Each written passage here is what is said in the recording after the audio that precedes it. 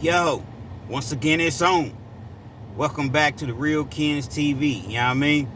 Hopefully at the end of the video, you like the video, feel free to comment. Definitely subscribe if you haven't already subscribed, and hit that post notification for me one time for your man. You know what I mean? That way when anytime I drop his heat, you're amongst the first to receive it. No further ado, I want to do somewhat of a follow-up interview. I want to say roughly about a month ago, somewhere in that time frame, if you will. Slim Thug made a comment about artists selling their masters, and he brought up Master P. And basically he was like, even Master P fell on hard times and had to sell his masters. A lot of people feel some type of way about that. You know what I'm saying? It made me realize just how respected Master P really is. A lot of people such as myself, man, we grew up listening to No Limit in the 90s. Man, it was all about No Limit Records, man. So it's like anytime anyone says anything, people are very sensitive as far as what you say. You know what I mean? So, like, I made a comment one time about P. And basically, I was just saying P's always acting like he played in the NBA, And I was just simply saying, he played in the preseason, but he never played actually in the NBA. Oh, man, people jumped in my comments and was going crazy, man. You know what I'm saying? And it wasn't even like that. But nevertheless, Slim Thug made a good point about people selling their masters, artists selling their masters. You work hard, to achieve the things that you've achieved, and for this music, and you put your blood, sweat, and tears in it. Why just sell it to somebody to where they can do anything that they want to do with your music? Because once you sell it, you don't have any say-so in how they use your music. Why not just leave that music, the legacy, have that catalog for your kids, and then they can pass it down to their kids and so forth. And I definitely understood what he was saying. And I agree to a certain extent. See, when you're dealing with somebody like Master P, man, these guys are on a different level financially. And that's no disrespect to Slim Thug. I know he's getting it. Been getting it for years, man. You know what I'm saying? I know he got a lot of real estate. He does his thing in Houston, you know what I'm saying? And, I rock with Slim Thug for real. And he's getting it. But at the same time, Slim Thug's masters are nowhere in the stratosphere of some of these bigger artists that are selling their masters for hundreds of millions of dollars. So it's very easy to say, I'll keep your masters. I would never sell my masters. Yeah, Slim Thug, because they're not offering you $200 million for your masters. You see what I'm saying? So it's easy to turn down, a few million. I would assume, I'm just assuming. I ain't never seen no money like that. You know what I'm saying? So this is an assumption. It's easy to turn down, $2, $3, $5 million. And you like, nah, man, I'm going to stand on my principle. I'm not just, okay. But I want to see you turn down $200 million. See, Slim Thug, man, what I didn't agree with, he said that if you don't own your masters, you not a boss. Now, I don't know if he meant that literally. I don't know if he was just saying, okay, I'm taking it as he just basically was saying, you need to own your masters to be considered a boss. You see what I'm saying? But that doesn't mean that if you own your masters and then you sell them, that you're no longer a boss. See, Master P's the boss of all bosses.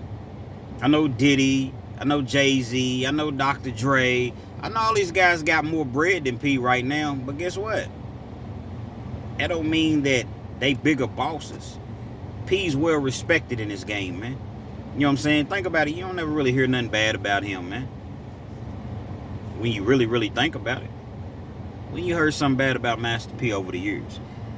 Yeah, he supposedly didn't pay his artists, but a lot of artists said that he did pay them. You see what I'm saying? He fell out with Beats by the Pound, and I wish that they would get that straight, man. You know what I'm saying? But besides that, and there's always going to be somebody that has something to say. But besides the music end, as far as the business end, man, you don't really hear nothing bad about Master P. That's why I call him the boss of all bosses. And I firmly believe that. I think that this cereal thing is going to take off. He recognized that my name really ain't hot no more, so let me go align myself with someone that can help me get this brand to the next level. And he went and got Snoop. Very smart, intelligent. You know what I mean? So I think they're going to take it to the next level. But at any rate, getting back to this Masters thing, Slim Thug, you got Dr. Dre who sold his Masters for 200 plus million. And what was so beautiful about the Dr. Dre deal, he didn't sell anything from Aftermath. From the point that he started Aftermath, he didn't sell anything. All of the things that he sold was all, Death Row days. Beautiful deal. 200 plus million. And this man's already worth, 600-700 million before selling the Masters. So he's not a boss.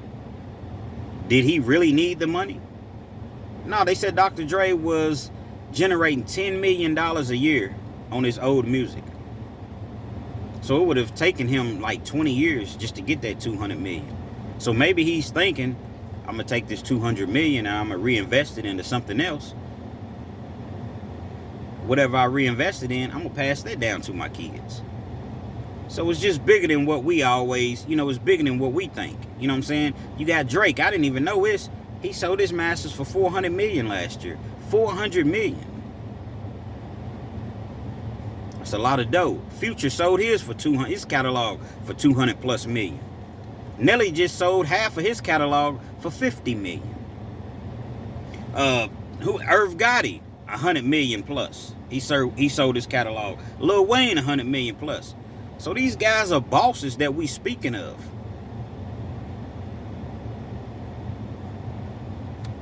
You know what I mean? So it has to be something.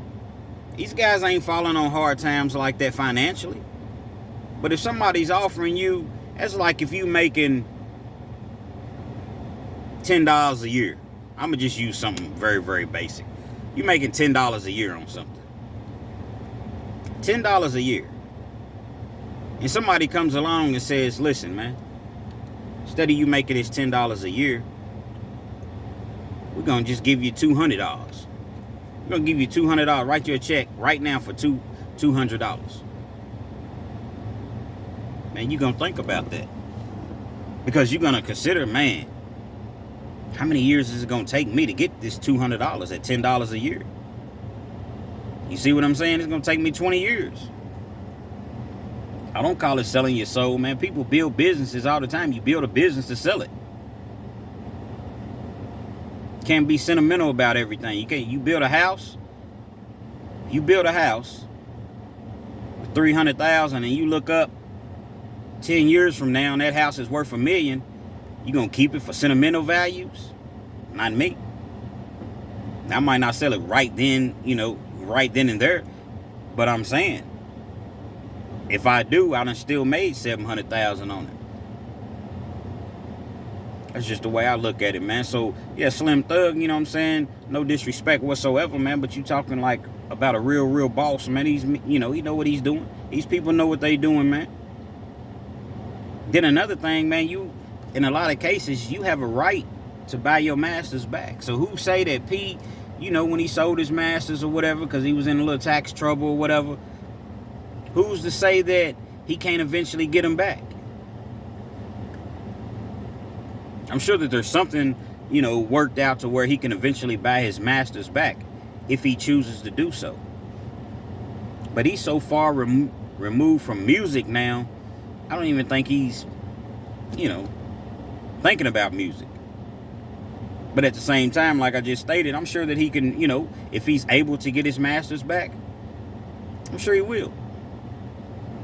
A lot of times people, man, you find that, people say that you broke because you're not doing this, you're not driving that, you're not, P done did the $500,000 cars. You know what I'm saying? He done did the really expensive jewelry. He understands, man, that stuff don't really mean anything.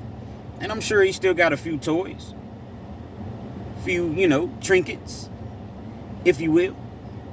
But we don't really see it, so it's like, oh man, P's broke. And then you got Wack 100 putting out that narrative. You know, Silk the Shocker, P, they broke. They rent their house. Man, maybe it's a reason that they doing it that's bigger than us, that we don't know about. You know what I'm saying? We don't know. The type of money that he's seen. Man, we don't know what this man is, you know what I mean? Why he does what he does financially. So I just wanted to get on here, man. And like I said, this is kind of somewhat of a part 2 of the original video that I made. You know what I'm saying? I think it was titled, Why Would Slim Thug Insinuate That Master P is Broke? It's something, you know, similar to that. But these guys are selling, man. They selling their masters, man. And making a lot of dough off of it. A lot of dough. So I'm anxious to see in the coming years when somebody, because Slim Thug got a nice catalog too. So I'm anxious to see when they come with that bag, what you gonna do, Thug? Boss Hogan, you know what I'm saying? When they come at you, you know, 30, 40, 50 million. What you gonna do? We watching. Real Kens TV, man. You know what I'm saying? Hopefully you like the video. Feel free to comment. Subscribe if you're not already subscribed. Hit that post notification, man, so you can get this heat. Anytime I bring this heat, man, I'm a small channel, I'm a new channel. You feel me? So in order for the channel to grow, you all have to view my videos. And in order to view the videos, you have to know that I'm dropping the videos. Real Kens TV, man, we out.